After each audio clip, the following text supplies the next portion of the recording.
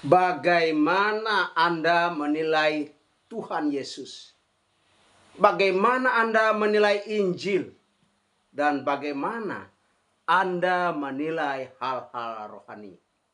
Apakah rugi ikut Yesus? Mengapa kurang gairah beribadah? Mengapa terlalu banyak alasan sibuk? Sakitlah. Kalau ibadah badannya di gereja, hati dan tangannya di HP. Adakah aniaya dalam kehidupan kita sebagai orang percaya? Saudaraku yang saya kasih di dalam Tuhan, bersama Yesus ada masa depan, bersama Yesus masa depan cemerlang. Pasti, pasti, pasti. Hari ini kita akan membahas di dalam kitab Matius pasal 13 ayat 44 sampai 46. Silakan saudara-saudara boleh cek dan membacanya. Ringkas ceritanya itu adalah ada seorang yang ingin mencari mutiara. Lalu dia menemukannya. Lalu dia menjual segala yang dimilikinya. Kemudian dia membeli mutiara itu. Ilustrasi yang berikutnya atau perumpamaan yang berikutnya adalah ada seorang yang mencari harta karun. Lalu ditemukan harta karun itu. Mungkin secara tidak atau mungkin secara kebetulan dia menggarap ladang atau sawah orang, mencangkul lalu menemukan peti harta karun. Tetapi dia timbun lagi, kemudian dia pergi menjual segala harta miliknya, lalu membeli tanah itu. Dengan memiliki tanah itu berarti dia memiliki harta karun itu. Saudaraku, ada karikatur tentang Calvinis. Satu, Pak Mahmud menolak Injil. Menolak, tetapi tangan Allah memaksa dia untuk diselamatkan, untuk menerima Injil.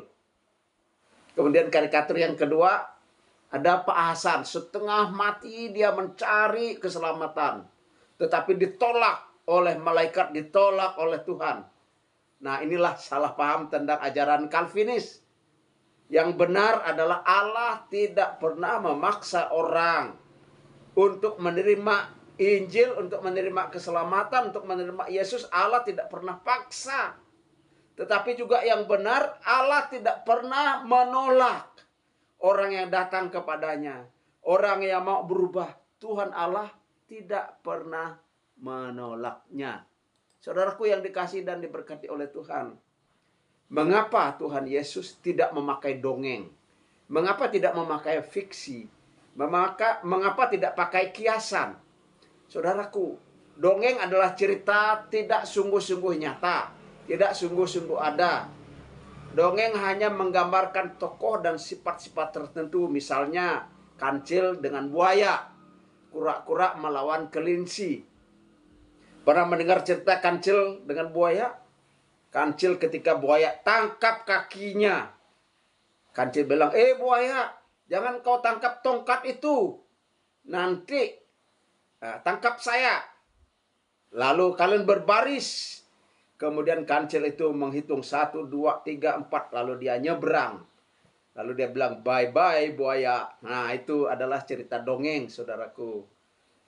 Fiksi, cerita rekayasa, khayalan, film, sinetron, drama, dan lain sebagainya. Zaman sekarang, AI, aplikasi intelijensia atau kecerdasan buatan, di mana orang bisa kuat, bisa memindahkan sesuatu, gambar bisa bicara, dan lain sebagainya. Itu adalah kecerdasan buatan. Kiasan atau alegori, Tuhan Yesus tidak memakainya. Kiasan atau alegori itu menafsirkan segala sesuatu, ada artinya. Bahkan hampir semua itu ada artinya. Saudaraku yang dikasihi dan diberkati oleh Tuhan. Nah, Perumpamaan adalah kisah kehidupan nyata. Dari dalamnya diambil kebenaran. Kadang ada satu, kadang ada dua, kadang lebih. Mengandung kebenaran. Itu sebabnya Tuhan Yesus tidak mendongeng. Tuhan Yesus tidak fiksi. Tuhan Yesus tidak membuat alegori. Saudaraku, ingat penggunaan perumpamaan. Nah, perumpamaan itu kisah kehidupan nyata, diambil satu atau dua kebenaran, ya. Kali ini perumpamaan orang yang menemukan harta karun ditambah dengan orang yang mencari mutiara. Saudaraku, ini adalah menjelaskan kepada kita bahwa orang yang sadar, orang yang insaf, orang yang menerima Injil, orang yang menerima keselamatan, orang yang menerima Yesus Kristus itu adalah pekerjaan Allah. Jadi pekerjaan Roh Allah mengubah orang, menyadarkan orang, menginsafkan orang akan dosanya, akan keperluannya, akan keselamatan. Dan orang yang menolak Injil, orang yang acuh tak acuh, awalnya juga diubah oleh Tuhan. Ya, akhirnya dia bersukacita, dia bersemangat, dan semangatnya berapi-api. Perumpamaan cerita orang pertama. Ini adalah orang yang acuh tak acuh, orang yang menolak, bahkan menentang Yesus, menentang Injil. Awalnya. Tetapi Roh Allah bekerja. Roh Allah menginsafkan dia. Banyak kisah-kisah murtadin di Indonesia, ya. Saudara boleh mencarinya di YouTube, di TikTok, di Facebook. Mereka menolak, ada yang membakar gereja, ada menganiaya orang Kristen, tetapi akhirnya mereka diinsafkan oleh Tuhan. Bagaimana Tuhan menginsafkannya? Banyak cara. Ada yang lewat mimpi, ada yang lewat suara, ada yang lewat penglihatan, ada yang melewati kesembuhan, dan bermacam-macam cara Tuhan menyadarkan orang itu. Saudaraku yang saya kasih dalam Tuhan, cerita orang kedua, itulah orang yang rindu, orang yang haus akan Injil, akan keselamatan. Dia mencari, biarpun ada halangan, dia terus mencari. Dia mencari ilmu, mungkin melalui ilmu pengetahuan, dia belajar banyak. Dia belajar banyak agama. Dan inilah perjalanan yang panjang, lama, mungkin menjemukan. Tetapi setelah bertemu dengan Injil keselamatan, setelah bertemu dengan Yesus Kristus, dia begitu bahagia. Sangat bersukacita. Oh, haleluya, haleluya. Bukan hanya 12 kali, mungkin 1.000.000 kali dia ucapkan haleluya. Saya senang, saya bahagia, saya mau ikut Yesus. Saudaraku, sering saya mendapat video di mana orang yang baru percaya sekeluarga. Nah, ini di Afrika ya, saudara boleh cek. Waktu dia percaya Tuhan Yesus, banyak tetangganya yang tidak suka. Dan dilaporkan kepada penghulu agama, lalu dianiaya, disuruh menyangkal Yesus, dia dan keluarganya. Kemudian keluarganya dibunuh. Tapi dia tidak mau menyangkal Yesus. Suruh menyangkal Yesus supaya dia bisa lepas. Dia tidak mau menyangkal Yesus. Akhirnya ditendang, dipukul, dan juga dia dibakar hidup-hidup. Saudaraku boleh cek di video-video yang ada di YouTube dan yang ada di TikTok. Saudaraku, inilah Injil yang dipertahankan. Keselamatan yang dipertahankan. Dia merasa, meyakini Injil keselamatan di dalam Yesus Kristus itu adalah harta yang paling berharga. Paling berharga. Paling berharga. Itu sebabnya biar dia kehilangan harta, kehilangan keluarga, kehilangan nyawa sekalipun. Yang penting dia mendapat keselamatan di dalam Yesus Kristus. Pekerjaan Allah lah yang mengubah orang. Mereka menilai dengan tepat bahwa Yesus, Injil adalah harta yang sangat berharga. Haleluya. Allah mengubah orang. Jadi Roh Allah bekerja mengubah orang. Biarpun bagaimana khotbah yang menarik, bagaimana kesaksian yang menarik, bagaimana film yang menarik, kalau Roh Allah tidak bekerja, nonsen. Saya sering berkata, biarpun bertonton khotbah saudara, tapi kalau Roh Allah tidak bekerja, itu sia-sia. Walaupun hanya sederhana, mungkin ucapan kata-kata yang sederhana, atau nyanyian sederhana, tapi kalau Roh Allah bekerja, Roh Allah membuat orang itu sadar akan dirinya, sadar akan dosanya, sadar akan keperluan bahwa dia memerlukan juru selamat. Saudaraku yang saya kasih di dalam Tuhan. Roh Allah mengubah orang. Mereka mengambil keputusan menjual harta miliknya. Artinya, dia akan menanggalkan dosa dan kejahatan. Dia meninggalkan kesenangan duniawi. Dia meninggalkan agamanya, meninggalkan kebenaran dirinya sendiri. Dia merobohkan tembok dosa supaya dia bisa bebas. Kali ini setelah dia bebas, dia memakai kebenaran. Kebenaran Kristus, keselamatan Kristus. Yang menyerahkan hidupnya, dirinya, hartanya, keluarganya, dan tidak mundur atau pantang mundur mengikut Yesus. Kisah klasik ketika Sadhu Sundarsing. Dia dari kasta yang cukup tinggi, punya harta, dan dihormati oleh kasta di bawahnya. Tapi ketika dia bertemu dengan Tuhan Yesus, dia tinggalkan kasta itu. Dia dibuang ke kasta yang paling rendah. Dia dianiaya, dicela, dan mengalami siksaan. Tetapi dia mengarang sebuah lagu fenomenal yang terkenal dari sejak dia ciptakan sampai sekarang. I have decided to follow Jesus. Mengikut Yesus keputusanku. I have decided to follow Jesus.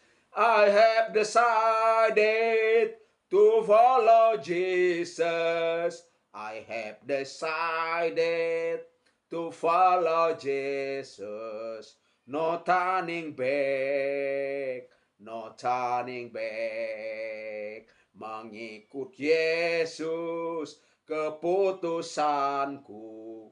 Mengikut Yesus keputusanku.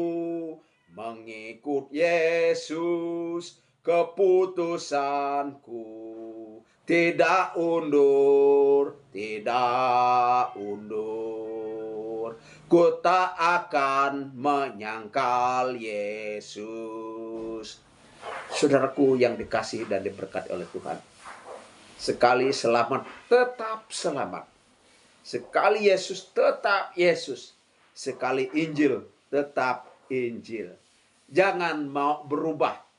Ya, bagi saudara yang mungkin sudah akhirnya dari Kristen lalu berpindah ke agama lain, itu hak saudara. Tetapi tidak ada keselamatan di dalam agama, termasuk di dalam agama Kristen. Keselamatan itu hanya ada di dalam Yesus. Karena Yesus berkata, "Akulah jalan dan kebenaran dan hidup. Tak seorang pun yang sampai ke surga, sampai ke rumah Bapa, kalau tidak melalui aku." Nah jadi bukan agama Kristennya, bukan agama-agama tertentunya, tetapi keyakinan, kepercayaan kepada Yesus. Karena Yesus itu jalan ke surga. Memang ada banyak jalan ke surga, tetapi tidak sampai. Dan hanya Yesus adalah jalan ke surga yang benar. Yesus jalan ke surga yang hidup. Dan keselamatan tidak ada di dalam siapapun juga selain di dalam Dia. Sebab di bawah kolong langit ini tidak ada nama lain yang dikaruniakan kepada kita untuk keselamatan. Dialah nama Yesus Kristus. Dua ayat itu, yaitu Yohanes pasal 14 ayat 6. Dan Kisah Para Rasul pasal 4 ayat 12. Dan masih banyak ayat-ayat yang menjelaskan keselamatan yang ada di dalam Yesus Kristus. Saudaraku, setelah kita diselamatkan, jangan berhenti di situ. Ikut Yesus dengan setia, ikut Yesus dengan ketaatan, ikut Yesus dengan memberi diri, ikut Yesus dengan memberi waktu, ikut Yesus dengan memberi harta, dan menggunakan karunia-karunia kita untuk melayani Tuhan, melayani sesama, supaya kita berguna. Saudaraku, mari kita taat.